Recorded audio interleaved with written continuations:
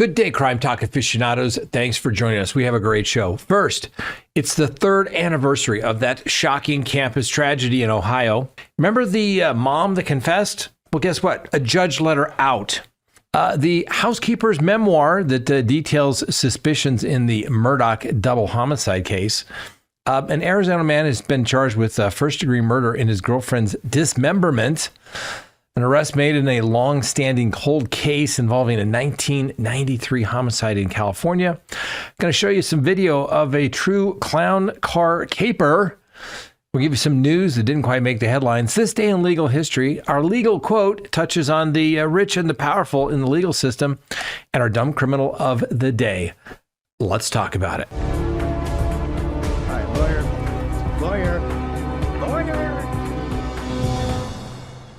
Good day, everyone. My name is Scott Reisch, and this is Crime Talk, the premier fact-driven and unbiased exploration of true crime on the planet. And we give you our commitment to uncovering the truth without sensationalism. Before we get to the docket today, let me remind you to do a couple of things. First, check out the merch. All right? You want the merch? Go check out the merch. Get the merch. Get the t-shirts. It's Christmas. It's almost Christmas. It'll be here before you know it. Order your gear. Also, go to crimetalksearch.com. Get that background subscription service. Listen, there is somebody out there that you want to do a background search on. Go to crimetalksearch.com and you can do that. Report is prepared while you wait. You're going to get this report emailed to you, and you're going to find out information that you probably never suspected about the person. And there's going to be occasions where maybe there's nothing there, which will put your mind at rest. Go to crimetalksearch.com, sign up today. You're going to be happy that you did. And remember, you can cancel at any time. So whether you want to do one search or 1,000 searches a day, it's the same price. Go for it. All right, let's go ahead and open the record for Thursday, November 13th, 2025. And first on the docket, little reflection on the third anniversary of that shocking campus tragedy. That's right. Today, November 13th, communities across the Northwest are pausing to commemorate the third anniversary of one of the most haunting crimes in recent American history.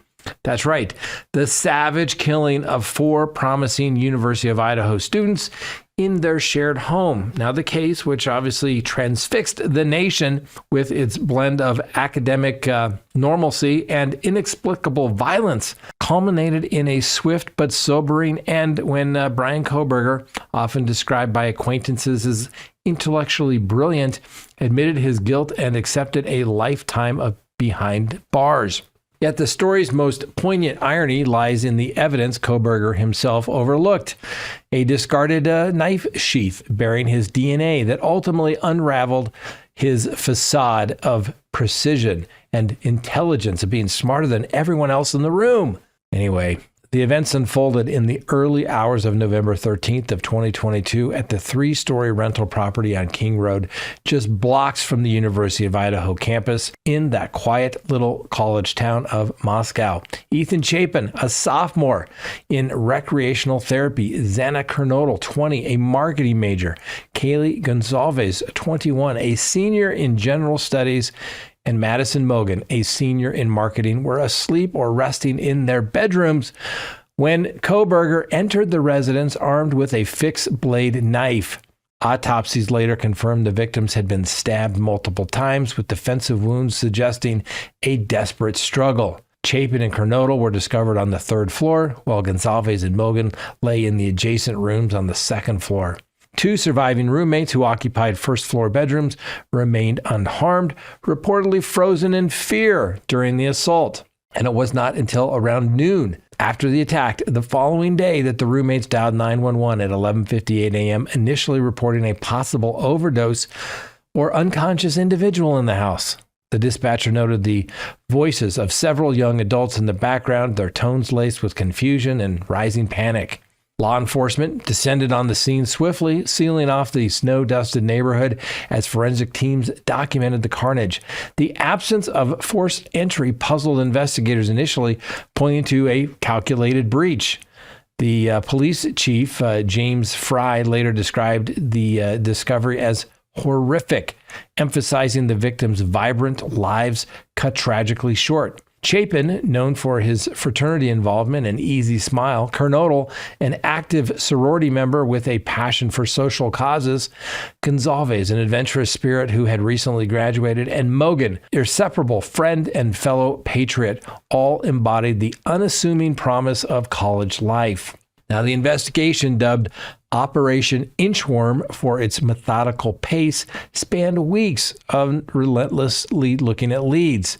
Tips flooded in from across the country, fueled by the case's viral spread on social media and true crime forums. A breakthrough came from a seemingly innocuous detail: a tan leather knife sheath found on the bedside of Madison Mogan, containing a single drop of male DNA.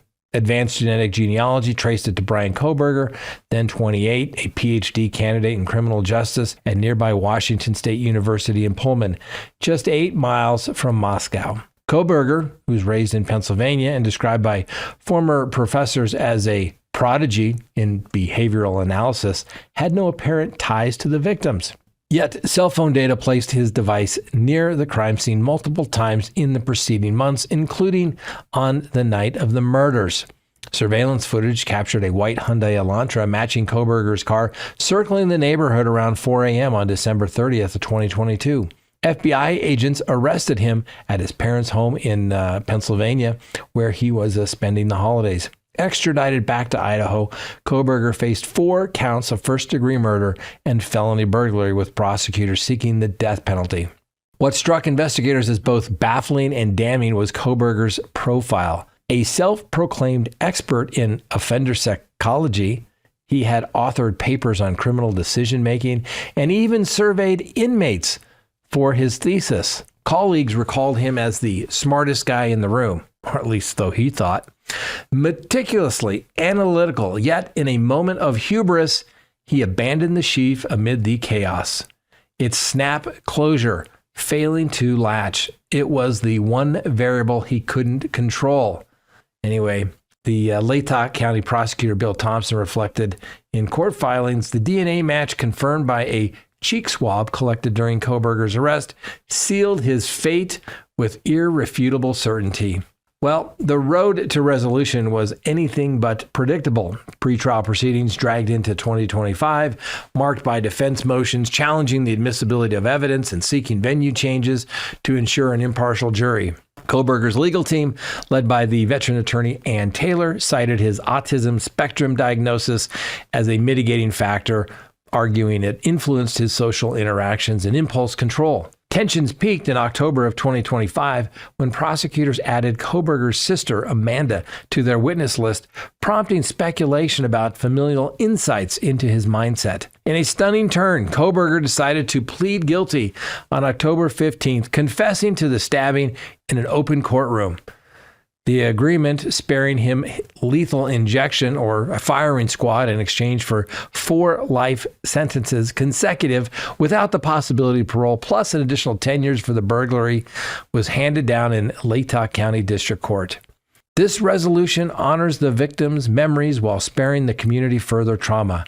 The Idaho Attorney General Jeff Sessions stated post-sentencing. Now, Kohberger, now 31, is incarcerated at the Idaho Maximum Security Institution, where appeals remain, I guess, technically, well, unlikely. Let's just say unlikely. 3 years later, the King Road house has been destroyed. Its site is now a memorial garden planted with victims' favorite flowers, roses for the Gonzalez, sunflowers for Mogan, and families have channeled grief into advocacy, establishing scholarships in the students' names, and pushing for enhanced campus safety measures, including silent panic alarms in dormitories. The University of Idaho, once shadowed by suspicion, has bolstered mental health resources and security patrols, fostering renewed vigilance. Now, for those who followed the case, Kohberger's blunder serves as a stark reminder.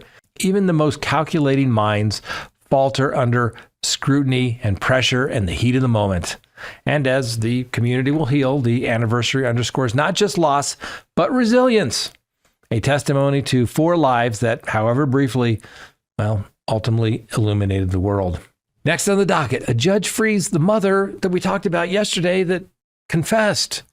In an astonishing development that has left several people quite upset, a California judge has ordered the immediate release of a mother entangled in the baffling disappearance of her young daughter, despite prosecutors' vehement objections over the startling array of the evidence. The ruling, handed down just yesterday, marks a dramatic pivot in the case already shrouded in enigma and heartache.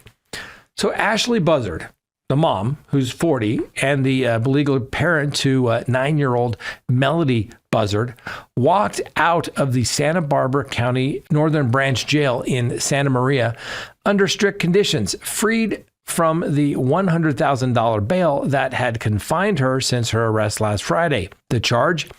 A felony count of false imprisonment stemming from tense encounters, utterly divorced from her child's vanishing act.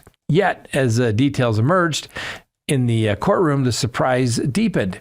How could such leniency prevail against the backdrop of a red flags and, raw family anguish? Well, the incident unfolded on November 6 at Buzzard's residence on Mars Avenue in Vandenberg Village, where she allegedly barred a visitor from departing. That visitor was Tyler S. Brewer, a local paralegal with a past acquaintance to Buzzard, who reached out in a bid to aid the frantic search for Melody. Brewer recounted to reporters a harrowing scene. Invited to discuss leads on the missing girl, he found himself trapped, unable to exit the house.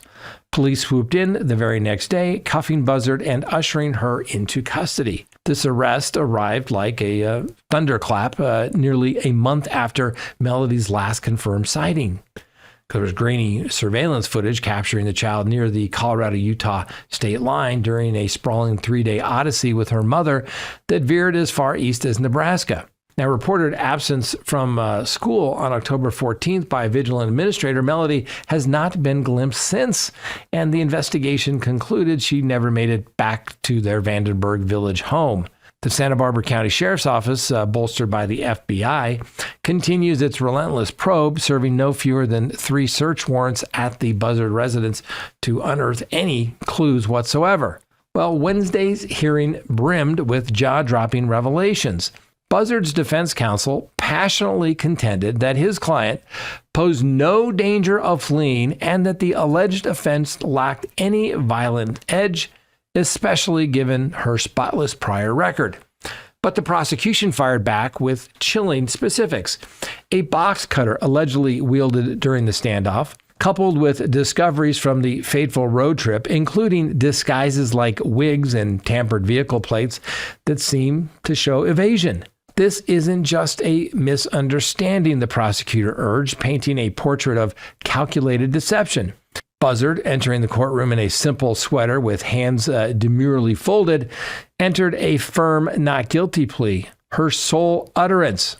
A barely audible good morning to the presiding judge, delivered with a hesitance that hung heavy in the air. The bench, in a verdict that stunned the gallery, mandated her release under supervised oversight.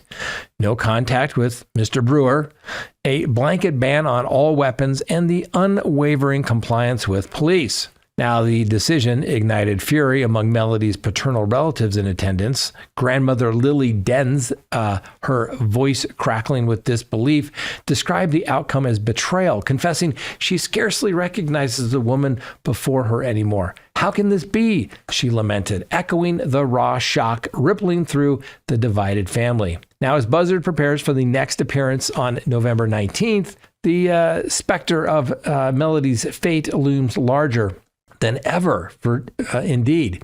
So what secret lurks in the shadow of the cross-country journey and in freeing a mother under such clouds? Has justice tilted towards mercy or peril? For now, the search presses on, a poignant reminder that some mysteries defy even the most unforeseen turns.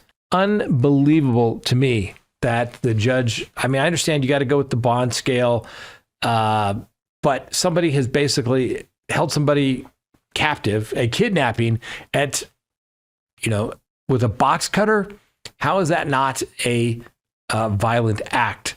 And to let this woman out, you would have thought, I get it. She hasn't been charged with murder. She's given the presumption of innocence. in the eyes of the law, as of right now, she's done nothing wrong. She hasn't been charged. But really, it seems like things are possibly escalating from potentially missing child, the least to complete delinquency of the child, so to speak, and then kidnapping somebody, and then apparently telling them that you've disposed of the body somewhere near the Colorado-Utah border. Yeah, seems crazy to me. Next, the Housekeeper's memoir detailing the suspicions in the Murdaugh double homicide case. Now, let me tell you, ladies and gentlemen, Murdaugh, the death of a family. I've been watching this on Hulu with the lovely Miss Kristen the last couple of nights. It's actually quite good. It does not make the Murdaughs out to be good people at all in any way whatsoever. The one person you feel just a little itty bitty little sympathy for is Buster Murdaugh. He actually seems like somebody that maybe had a little bit of potential, possibly a little bit of a heart, but he did get kicked out of school, cheating, kicked out of law school to be specific. But the reality of it is, it's very good. It's interesting, and like I said, this is one of the cases that just caught my eye early on. I get the Island Packet. We get Fitz News because I've said this before. I've got a little place down there in South Carolina. It's my adopted home state. I love South Carolina. So this case intrigued me literally from the beginning when the boat crash took place. Anyway, another Murdaugh housekeeper, one that's not dead, is writing a memoir. So anyway, in the forthcoming memoir, the longtime housekeeper for the Murdaugh family recounts her growing conviction that disgraced attorney Alec Murdaugh was responsible for the 2021 shooting that claimed the lives of his wife, Maggie, and their son, Paul. These revelations, drawn from Blanca Turbiate Simpson's personal observation during her 14 years of service, come as Murdaugh's legal team presses for a new trial, alleging significant flaws in the original proceedings. Now, obviously, Alec Murdaugh has been convicted. He is no longer entitled to the presumption of innocence. I think that recording of him down by the kennels was pretty darn convincing that he's the one, in fact, that killed his wife and son. But do I think he got a fair trial? No, I don't. Okay? And a couple things will happen. He can either get a new trial, or the Supreme Court there in South Carolina will say it's the SOB rule. Because he's an SOB, and in light of the overwhelming evidence, we find that although there was error, it was harmless. I think the 404B evidence, a little bit of it should have come in to show the financial shenanigans that Alec Murdaugh was engaging in, but I don't think they should have allowed, 3 days of examination on that. It didn't turn into a murder case. It turned into a bank fraud theft case. So that's why I think the judge did not necessarily give him the best trial. But that's what happens when you take the witness stand. You sometimes open the floodgates that you're trying to keep closed. Anyway, the housekeeper, a United States Navy veteran and former corrections officer who testified at Murdaugh's trial, described within the House of Murdaugh amid unique friendships, Blanca and Maggie, co-authored with Mary Frances Weaver, how her deep bond with Maggie Murdaugh sharpened her instincts on the day of the killing. Now, the couple had employed her since 2007 to manage their expensive 1,700-acre Moselle property, a rural estate synonymous with the family's once prominent legal dynasty. Then on June 8th of 2021, hours after the bodies were discovered near the property's kennels, Murdaugh contacted Turbiate Simpson in distress, informing her of the tragedy and requesting an urgent cleaning of the home to prepare for arriving family members. Upon arrival, she immediately noted anomalies. Maggie's Mercedes SUV was parked unusually on the right side of the house, a spot the meticulously organized woman had never used before. Inside the vehicle remained Maggie's purse, cosmetics, and travel bags untouched. Further unsettling her was the discovery in the laundry room of Maggie's pajamas and undergarments, neatly arranged on the floor. Now, the housekeeper emphasized that her friend routinely slept without undergarments, rendering the setup implausible. I knew automatically that wasn't her, she writes, signaling her initial doubt about the scene's authenticity. These observations marked the onset of Turibante Simpson's suspicions, which crystallized months later during Murdaugh's televised trial. Reviewing body cam footage, she spotted a beach towel in Murdaugh's Suburban, an item she had laundered and stored in a high shelf the previous day. Its presence in the vehicle prompted a stark realization. Oh my God, he did it, she recalls. Murdaugh had maintained he was napping in the main residence at the time of the 9:06 p.m. shootings, later visiting his ailing mother before returning to discover the bodies and summoned emergency services around 10 p.m. Now, the housekeeper theorizes the towel served to wipe down evidence at the scene, potentially carrying traces of DNA that disappeared thereafter. She further posts the involvement of an unidentified accomplice who may have repositioned the SUV and arranged the clothing to mimic normalcy. Now, the memoir culminates in an epilogue letter to Murdaugh, underscoring a perceived prioritization of family legacy over personal ties. In the end, the Murdaugh name meant more. Maggie and Paul were just collateral. The narrative aligns with the trial evidence portraying Alec Murdaugh's unraveling amid financial desperation, and by early 2021, he had embezzled millions from his law firm and clients, a scheme exposed shortly after the murders. Now, Paul's February boat crash, which fatally injured 19-year-old Mallory Beach, had triggered crippling wrongful death lawsuits exceeding $4 million. Prosecutors contended that Murdaugh spiraling into an opioid dependency orchestrated the killing to divert scrutiny from his fraud and addiction. Now, Murdaugh has steadfastly proclaimed his innocence and professed unwavering devotion to his family. Convicted in March of 2023 following a 6-week trial, he is serving consecutive life sentences without parole at a maximum security facility. His appeal, filed with the South Carolina Supreme Court, hinges on claims of procedural irregularities, including jury tampering by the former Colleton County Clerk Court, Becky Hill, who allegedly biased remarks reportedly swayed at least one juror toward conviction. Motivated defense lawyers asserts by her own book, Ambitions. Now, I got to admit, the clerk, she totally screwed it up. Anyway, Hill's conduct, detailed in a 178-page state response dismissing the appeal as meritless, prompted a January 2024 hearing where the former Chief Justice Jean Toll denied retrial requests. Yet Murdaugh's counsel decries the verdict as a fundamental breakdown of justice, citing investigative lapses, evidentiary missteps, and official misconduct that undermine the fair proceedings. And recent filings from both sides await the High Court's decision on oral arguments. The Murdaugh saga, emblematic of privilege eroded by scandal, extends beyond the courtroom. The family's insular world, marked by generational influence there in South Carolina's 14th Judicial District, has drawn some widespread scrutiny, revealing patterns of entitlement and evasion that tarnish its legacy. Notably, surviving son Buster, now 31, pursuing a low-profile life, emerges as a quieter figure amid the chaos, spared the direct accusations leveled at his father and brother.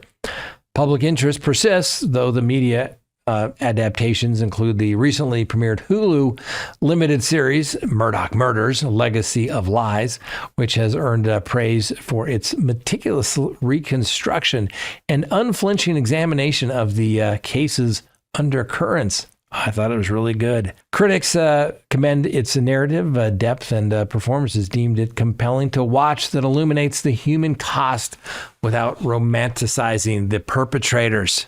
Next on the docket, an Arizona man charged with first-degree murder and a little dismemberment. Does it seem like there's a lot of dismembering going on these days, ladies and gentlemen? I don't know. I think it always takes place. We just hear about it more. Anyway, police in Phoenix, Arizona have charged a 47-year-old man with first-degree murder after he allegedly used a chainsaw to dismember his longtime girlfriend in their shared residence. Now, the suspect reportedly confessed to the act during a 911 call, attributing his actions to the victim's supposed demonic possession. According to the affidavit for arrest, Jeffrey Rail contacted emergency services shortly before 3:40 a.m. on Friday, November 7th, stating that he had killed Paxton Wallace because she was possessed. Responding officers encountered Rail at the scene, where he was in possession of a hammer and a cross. In the kitchen, investigators discovered a chainsaw stained with blood positioned near the remains of Wallace, who had sustained extensive injuries consistent with those inflicted by a sharp-bladed tool. Phoenix police confirmed that Wallace's body exhibited multiple lacerations from an instrument, rendering her unrecognizable. The motives behind the incident remain under investigation, with no additional details released at this time. Following his apprehension, however, Rail was transported to a nearby medical facility for evaluation for being transferred to the Maricopa County Jail, where he's currently being detained on a $1 million cash bond. Now, Wallace's family expressed profound shock and devastation in the statement, basically saying that their sister noted that while they were aware of Rail's prior criminal record, they never anticipated such extreme violence. Maybe they should have gone to crimetalksearch.com. Past performance is indicative of future results, ladies and gentlemen. Check them out. Anyway, apparently Paxton had been attempting to end the relationship, raising concerns that her sister may have endured some undisclosed hardships in the months leading up to the event. Anyway, they set up a GoFundMe page as well. What can you say, ladies and gentlemen? It's those type of cases, when they confess, had a case, involved 2 murders. Somebody picked up the phone, called and said, hey, I just killed, my wife and next door neighbor. And what do you do with that? Very, very tough. Very, very tough thing to do. Talk about statement against penal interest, admission by a party opponent. Yeah, it's all coming in under the rules of evidence. That's for sure. Didn't get life, but got a long, long time in that particular case. This gentleman probably getting life. Dismemberment, always a bad thing. It's one thing to kill. It's another to dismember, ladies and gentlemen. That just goes to complete consciousness of guilt, trying to get rid of the body. Just remember that. Next, have an arrest in a cold case. On November 6th, police apprehended 2 people linked to an unsolved murder of Zachary Jackson, a 30-year-old resident of Alameda County, California, whose body was discovered on June 17th, 1993. Jackson had sustained fatal gunshot wounds in his residence and was believed to have been deceased for several days prior to the discovery by family. Now, the initial inquiry treated the incident as a potential conflict with Jackson's landlord. However, recent developments have refocused the investigation on Veronica Fonseca, the mother of Jackson's 2 children and a current resident in Queens, New York, as well as Anthony Fox, who was reportedly in a relationship with Fonseca at the time of the killing. How convenient. Anyway, the Alameda County Sheriff's Detective, Pat Smythe, addressed the case during a press briefing on November 11th and noted the investigation's limitations of 1993. Investigations at that time lacked modern tools such as digital records, Smith explained, and they depended primarily on witness statements and physical evidence like fingerprints, while DNA analysis remained pretty rudimentary during that time period. The case remained dormant until 2014 when they received an anonymous tip implicating Fonseca and Fox in the homicide. Now, although this lead encountered obstacles, a subsequent tip back in 2021 provided by a witness prepared to testify publicly revitalized the efforts. Detectives then gathered corroborating statements from additional sources, enabling them to submit the case to the DA.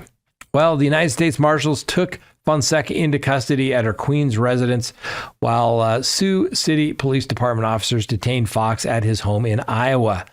Now, both suspects face extradition to California, where they have been formally charged with murder and burglary, and prosecutors have also applied an enhancement for discharging a firearm in the course of a felony, which could increase any possible sentence. Now, according to the detective, evidence indicates that Fox fired the fatal shots, with Fonseca present at the scene.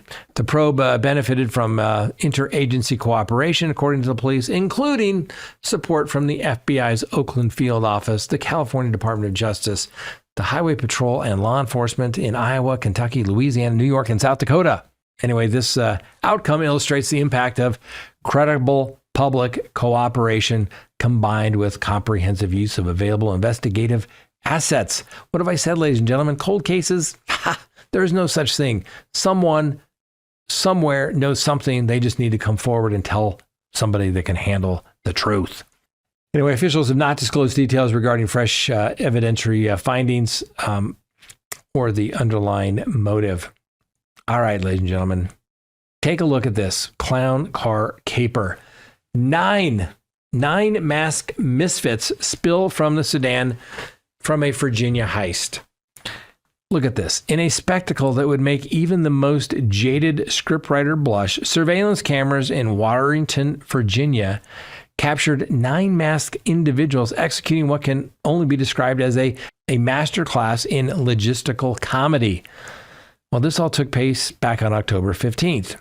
Now, the group, apparently undeterred by the laws of physics or basic vehicle capacity, arrived in a compact Hyundai Sonata, a vehicle more suited for a grocery run than grand larceny, and proceeded to disgorge its human cargo like overripe fruit from a shaken tree. For these keeping score at home, this extraction included the novel twist of 2 participants tumbling forth from the trunk, as if the car's designers had anticipated a sudden surge in undercover transport needs. The ensemble then decamped to a nearby commercial structure where they allegedly conducted a burglary with the efficiency one might expect from such a tightly packed operation. Police at the county sheriff's office, ever the paragons of understatement, have released the footage in hopes that the public might lend a hand or at least a chuckle in identifying those automotive acrobats. One can only admire their optimism.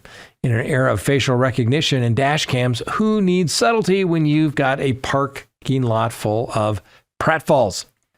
Details on the haul remains elusive as the suspects themselves. Precisely what treasures these 9 squeezed into their already overburdened escape car and why precisely 9 were deemed necessary for the endeavor continues to baffle investigators.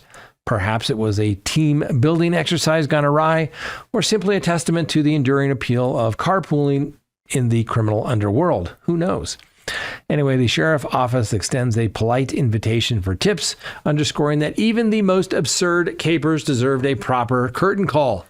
In the meantime, one might ponder, if this is the future of heists, at least it's entertaining. Next, the news that didn't quite make the big headlines. First, a white supremacist has been found guilty of murder in a brutal killing in Montana. It was at a campsite. Apparently, people thought it was a possible bear attack. It was that bad. Anyway, Darren Christopher Abbey attacked Dustin Kesum with a block of wood, an axe, and a screwdriver after they met at a campsite near Big Sky in October of last year.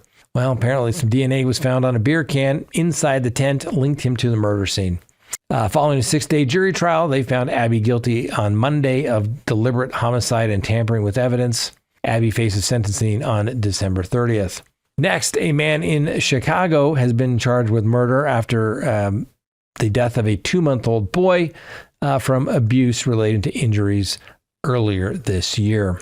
Next on the docket, this day in legal history. On November 13th, 1956, the U.S. Supreme Court declined the appeal of a U.S. District Court ruling in Browder versus Gale that had declared unconstitutional Alabama's state and local laws requiring segregation on buses, thereby ending the Montgomery bus boycott. On this date in 2001, President George W. Bush signs an executive order establishing the military commissions for trying foreign terrorist suspects post 9/11, expanding executive war powers under Article 2, while sparking a little bit of debate regarding the due process challenges in Hamdan versus Rumsfeld, a case back in 2006.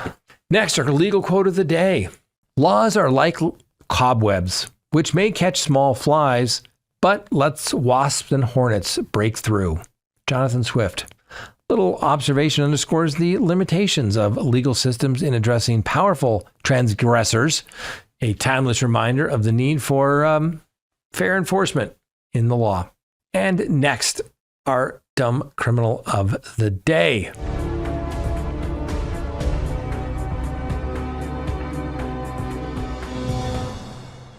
In a twist that would make Doc Brown raise an eyebrow, a New Jersey motorist turned his silver chariot from the 80s into a rolling felony factory this week, complete with a high-speed fender bender and enough cocaine to fuel a flux capacitor frenzy.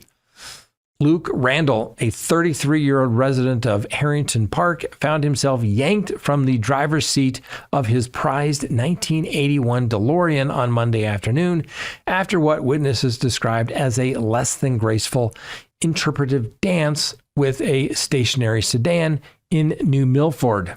Now, the clock struck 12:20 p.m. when Randall reportedly navigated under the haze of intoxication, decided the parked vehicle was an unwitting dance partner. Officers arrived on scene, were greeted not just by the scent of a midday mishap, but by a veritable pharmacy on wheels. A thorough rummage through the gull-winged icon, best known for its silver screen jaunts through calendars, uncovered a cocktail of contraband, empty vodka vessels sloshing with regret, alongside 87 meticulously packed pouches of cocaine. Police, ever the spoil sports, declined to comment on whether Randall was aiming for 88 miles per hour or simply chasing a different kind of high. The charge piled up faster than plutonium pellets, driving while impaired, operating with reckless abandon, and piloting with all the care of a cat in a room full of rocking chairs. New Milford's finest, however, couldn't help but note the eerie echo of a deja vu. Just 9 days prior, on November 3rd, Randall had graced the same jurisdiction with an encore performance, flinging unidentified projectiles from his ride like confetti at a pity party, all the while steering with the precision of a tipsy toddler. As Randall now contemplates his next destination, spoiler alert, it involves court dates, not calendars. Local law enforcement is left pondering life's great ironies. After all, in a car built for bending time, some lessons arrive right on schedule, repeatedly, and with chemical sidekicks. What say you, listeners? In the ultimate cautionary tale of vehicular vice or just another Monday in the Garden State? Let me know your 2 cents in the comments. All right, ladies and gentlemen, that's all we have for today. Hope you enjoyed the show. Thanks for watching. Remember, we'll see you next time, and the Constitution matters.